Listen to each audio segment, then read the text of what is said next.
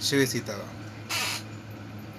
आजकल बड़ी हंसी आती है, सोशल मीडिया पर बहुत ज्ञानी मिलते हैं, बहुत ज्ञानी मिलते हैं जो कहते हैं कि सनातन धर्म जो है उसमें, या हिंदू धर्म जो है उसमें जातियाँ हैं, जाति व्यवस्था है।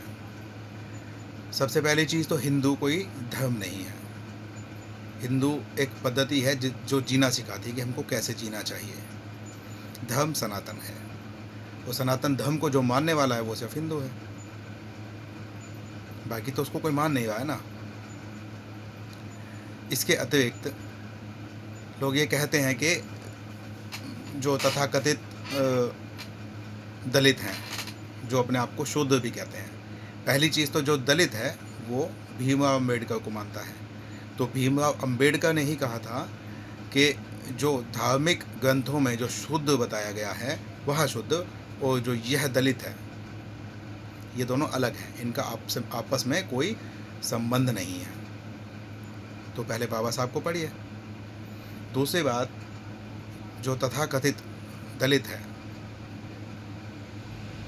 वो कहता है कि ब्राह्मण की बेटी से मेरी शादी करो, तब मैं जाति व्यवस्था को मानूंगा कि जाति व्यवस्था सनातन में नहीं है।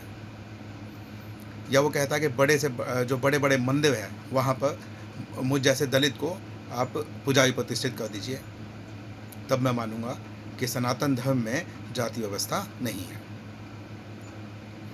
अब इसके बारे में अगर आप जब बात करते हो तो आपसे कुछ मैं थोड़े से सवाल पूछना चाहता हूँ। पहली चीज़, क्या जितने भी दलित हैं सबकी विचारधारा आपके जैसी है? जवाब है ना। आपसे एक सवाल पूछता हूँ कि एक दलित वो है जो बाबा साहब को नहीं मानता, भगवान को मानता है, मंदिर भी जाता है, रामचरितमानस को भी पढ़ता है, और एक दलित वो है जो बाबा साहब को मानता है लेकिन भगवान को नहीं मानता, रामचरितमानस को नहीं मानता, बौद्ध धर्म को अपनाता है, मानता है। एक दलित वो है जो बाबा साहब को गाली देता है। आप कौन से वाले दलित से दोस्ती रखना चाहेंगे?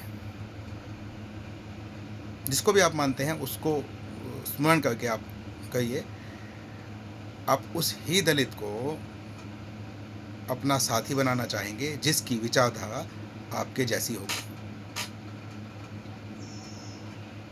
जिसकी विचारधारा आपके जैसी नहीं होगी वो सोशल मीडिया पर भी आपका दोस्त नहीं होगा, वैवाहिक ज़िंदगी में तो आप छोड़ ही दीजिए। आप अपनी बेटी का जब रिश्ता करने जाते हैं तो वहाँ पर क्या देखते हैं कि वो आपकी जात का है, बस दलित है और आप वाल्मीकि हैं, वो भी वाल्मीकि है, तो आपने विवाह कर दिया, ख़त्म। क्या आप वहाँ पर ये नहीं देखते हैं कि तो इसका अर्थ यह है कि हमारी विचारधारा जिससे मिलती है हम उसी से दोस्ती करते हैं, उसी से रिश्तेदारी करते हैं। हमारे जो गुण हैं वो आपस में मिलने चाहिए, हमारे जो विचार हैं, व्यवहार हैं, वो आपस में मिलने चाहिए। सनातन धर्म में तो जाति तो छोड़िए, गोत्र भी छोड़े जाते हैं। ब्राह्मण में शादी हो जाएगी ऐसा नहीं है, वहाँ पर भी बहुत सारे ऐसे गोत्र हैं जिनकी आपस में विवाह नहीं होता है। ब्राह्मणों में भी हर ब्राह्मण जाकर किसी मंदिर का पुजारी नहीं बन सकता है, उसके लिए उसे 15-20 साल वेदों का अध्ययन करना पड़ता है। उसका आचार विचार व्यवहार आचरण सब उस प्रतिष्ठा के योग्य होना चाहिए जहाँ पर उसको प्रतिष्ठित होना है। कोई भी ब्राह्मण होने से वहाँ पर प्रतिष्ठित नहीं हो जाता है। वो जो ब्राह्मण के विहित कर्म बताए हैं वो कर्म करेगा तब ही वो वहाँ पर जाकर प्रतिष्ठित हो सकता है। तो जब एक जैसी विचारधारा के लोगों के साथ में आपकी दोस्ती नहीं हो सकती है तो विवाह क्यों हो सकता है? अब आइए दूसरी बात पे कि ये बात उठी क्यों कि ब्राह्मण की जो लड़की है उसकी ही शादी दलितों में होनी चाहिए, और ये प्रोपेगेंडा आया कहाँ से? ये भी विधर्मियों का है, क्योंकि ब्राह्मण ही तो एक है जो सदा से लड़ता आया, जिसने अलख जगाया। जो हमको ज्ञान दे सकता है, जो हमको सही गलत का भेद बता सकता है, एक ब्राह्मण ही तो है। तो उस पर हमला करने के लिए ये ब्राह्मण की जनसंख्या घटाने का एक वो नहीं है कि उनकी जो बेटियां हैं अगर वो किसी और वर्ण के घर में जाती हैं तो ब्राह्मण का वर्ण तो खत्म हो जाएगा। क्या इतना नहीं समझ में आता है? इसके अतिरिक्त आप मुझे ये बताइए कि आपको धार्मिक स्वतंत्रता, इतना बोलने की स्वतंत्रता सनातन धर्म, हिंदू धर्म के अतिरिक्त कौन से और धर्म में है? आप इस्लाम में जाइए, आप क्या वहाँ पर वो काम कर सकते हैं जो यहाँ पर रामचरितमानस आपने जला दी? क्या आप वहाँ पे कर सकते हैं? हिम्मत है किसी मुसलमान की? तो आप तो कन्वर्टेड होंगे, आप तो कन्वर्ट होके जाएंगे तो आपको तो वैसे ही कुछ अधिकार नहीं मिलना है। क्रिश्चियन में चले जाइए, वहाँ पर आपके नाम के सामने दलित ही लिखा जाता है। आपको अलग से ये बताया जाता है कि ये कन्वर्ट होके आया है। दोयम दर्जे के बनना है आपको। यहाँ पर समान अधिकार मिल रहे हैं, समान से भी ज़्यादा मिल रहे हैं। जनरल को क्या मिलता है? आपको तो फिर भी आरक्षण मिल रहा है। इस बात को समझते क्यों नहीं भाई? वो जो जय मीम और जय भीम का नारा लगाते हैं, उसमें भी जो संविधान है वो बाबा साहब ने बनाया। और आप बाबा साहब को भगवान की तरह पूछते हैं, तो बाबा साहब की सभी बातों को नहीं मानते हैं। लेकिन बाबा साहब ने बहुत कुछ लिखा है। 1947 के विभाजन की जो पुस्तक उनकी है, उन्होंने बहुत कुछ लिखा है, विधर्मियों के बारे में भी, आपके बारे में भी, सबके बारे में भी पढ़िए। मुसलमान आपसे लाख गुना अच्छा है, विधर्मी आपसे लाख गुना अच्छा है, क्योंकि वो अपने धर्म का है। वो संविधान को नहीं मानता, वो किसी विधान को नहीं मानता, वो सिर्फ अपने धर्म में बताई गई बातों को मानता है। जो उनके मुल्ला मौलवी कहते हैं वो उस बात को मानता है। वो आपसे बहुत अच्छा है, वो एकजुट होकर रहता है। वो यहाँ से हजारों किलोमीटर किसी दूसरे देश में मुसलमानों पर हो रहे अत्याचार के खिलाफ लड़ जाता है, खड़ा हो जाता है, एकजुट हो जाता है। आप तो अपने धर्म पर खुद कुठाराघात कर रहे हैं।